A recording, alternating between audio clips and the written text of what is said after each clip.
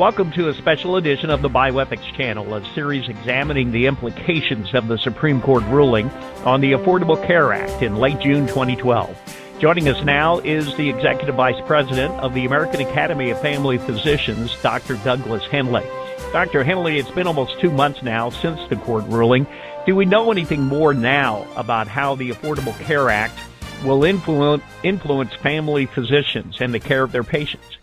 Well, I think with the Supreme Court decision out of the way, it has created a degree of certainty at this point in time that the law will continue to be implemented as we had hoped would be the case.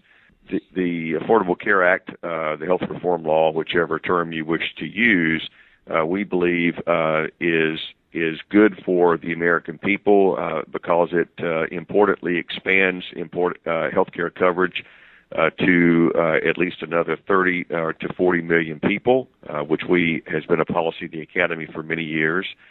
And it's also important to emphasizing the foundational nature of primary care and family medicine to a better healthcare system. We know the healthcare enterprise that we have in this country today does not deliver on the quality and cost efficiency of care that it could to the American people. And one large reason for that is that it is not a healthcare system that is based in primary care and family medicine. The health reform law will begin to move us in that direction. So we are certainly urging our members and informing our members, the family physicians of America, as to what the implications of the implementation of the law are and how that will be beneficial to them and their patients going forward. So the idea is that more people will have insurance, more people will be going to the doctor. Do we have enough doctors? The answer is yes and no. That may seem a bit strange to say it that way, but there's no question. The no part is there's no question that at least as it relates to primary care physicians, we need more primary care physicians. There is a projected shortage between now and 2025, as well as a shortage of some other specialties such as psychiatry and general surgery and a few others. So yes, we do need more primary care physicians. At the same time, however, we are the physicians, the family physicians of this country and all primary care physicians are working hard to redesign their current practice model around what's called the patient-centered medical home, which, and one key component of that is more team-based care. So we also believe that there is kind of an inherent capacity within the current system that if primary care physicians, family doctors begin to work better in teams comprised of nurses and nurse practitioners and physicians' assistants and other healthcare providers within the practice setting, that there could be an inherent increased capacity of seeing more patients more efficiently than is the case today. So yes, we need more primary care physicians, more family doctors, no question about it. But at the same time, we believe there's some capacity issues that can be dealt with within the current context by implementing more team-based care. The bottom line, though, is that the Affordable Care Act has provisions to strengthen primary care workforce and infrastructure with investments in things like the Healthcare Workforce Commission and other aspects of the law. It does. Unfortunately, the Workforce Commission that you mentioned certainly was approved in the law, but money was not appropriated by Congress to support that Workforce Commission. We believe that's very important. It's not very expensive if they were to appropriate monies. But this nation, believe it or not, despite the fact that it spends billions of dollars on graduate medical education, which is residency training after medical school, and obviously provides lots of other types of governmental funding to medical schools and so forth to support the training of physicians, has never had an official workforce policy. And the whole nature and purpose of the Workforce Commission from the health reform law was to begin to try to make better estimates and judgments about the types of physicians we need to be training and what specialties they represent. So again, hopefully the Workforce Commission will ultimately get funded. There are certainly other provisions of the health reform law that are very favorable to primary care.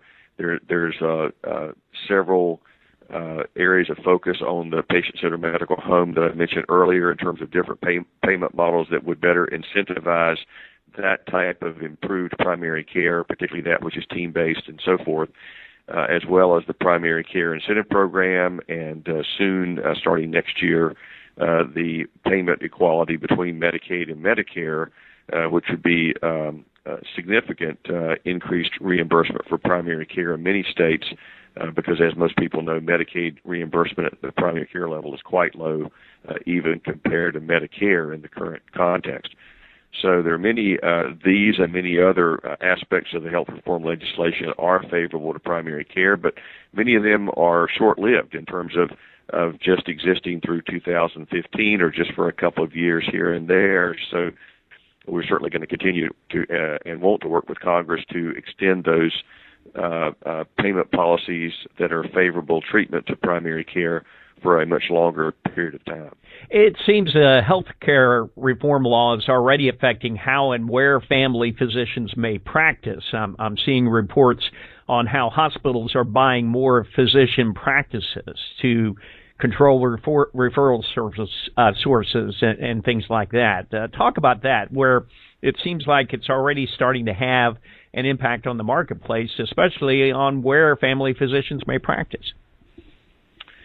Well, what you're referring to is kind of the consolidation of the healthcare marketplace, if we want to refer to it that way, in terms of trying to increase market share and to integrate care along what was called in the health reform legislation as accountable care organizations, which are nothing more than just a different name for integrated systems of delivering care, hopefully and preferably at the community level. So we are seeing health systems, hospitals, larger physician groups, whatever the case may be, integrating primary care physicians into those systems, sometimes through a purchase of their practice or through a merger, whatever the case may be.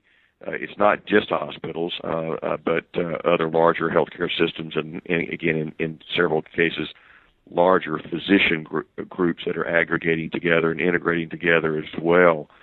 That presents its challenges as well as its opportunities, certainly for an average family physician practice of say 3 to 5 family doctors in a practice. That can represent more stability to their the business aspects of their practice, as well as to their income.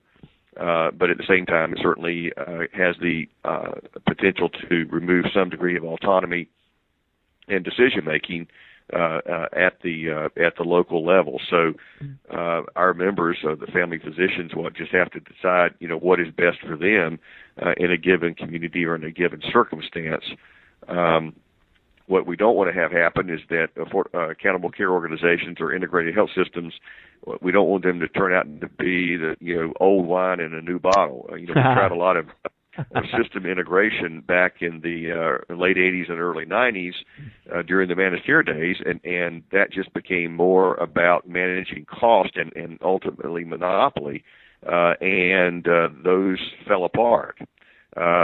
So today, if we do this right and the focus is on the community, we would suggest that if there's a governance model that's not just about hospital people and not just about doctors, but a governance model that focuses on the community, that includes, teachers and consumers and employers and others besides just, representatives of the hospital system or just representatives of physicians, that those will be integrated health systems that do, in fact, address the healthcare needs of a community, but also begin to address the health of the community as a population. According to an AAFP statement, much work still lies ahead, including a permanent replacement for the sustainable growth rate formula, meaningful medical liability reform. Those are two big issues. They're two huge issues. The SGR, the sustainable growth rate growth rate issue. It has been around now since 1997, has nothing to do with the health reform legislation, but it's a formula that was enacted by Congress back then that has turned out to generate a situation where to fix the SGR would cost in excess of $300 billion. But without that fix, by January 1st of 2013, there'll be a 27% decrease in physician fees within the Medicare program, all physicians, not just family doctors, and not just primary care. And so that cliff is ever present, and Congress needs to address it. The way they've addressed that within the last 10 years has simply been to kick the can down the road and provide an update of either 0% or a slight positive update only for a period of 6 to 12 to 18 months.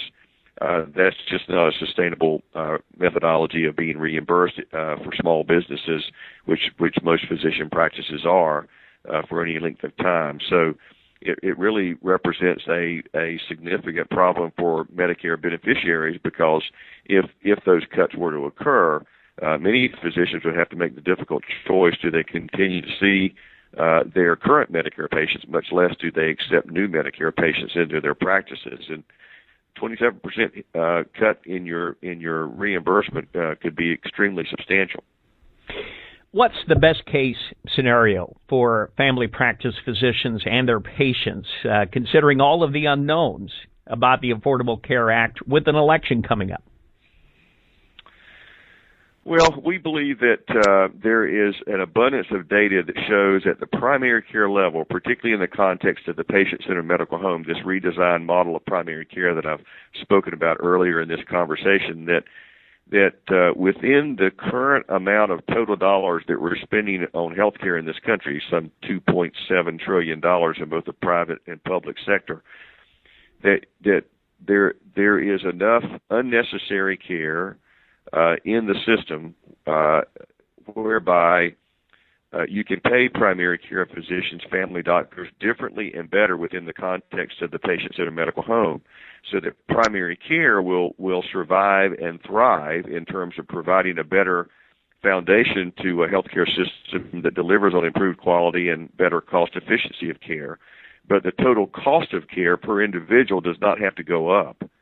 That will mean that ultimately better management at the primary care level of all patients, but especially those with one or more chronic medical conditions, or those with special health care needs, even preventive care. That better management of that at the primary care level will save a lot of money in the long run to our overall health care enterprise, will improve the quality of care, and will improve patient and physician satisfaction. And we've got with the healthcare system. And we've got, there's an abundance of data to show that in fact does happen when you better incentivize primary care. For example, just one small example, I mentioned earlier the primary care incentive program that was given to primary care through the Affordable Care Act, a 10% bonus in Medicare for primary care physicians. The Commonwealth Fund did a study on that and showed that if Congress were to make that permanent, it's set to expire at the end of 2015. If Congress were to make that permanent, the ROI is there would be $6 saved in Medicare for every $1 spent on that primary care incentive program of only 10%, only a 10% bonus for primary care above and beyond their usual reimbursement, whatever that may be.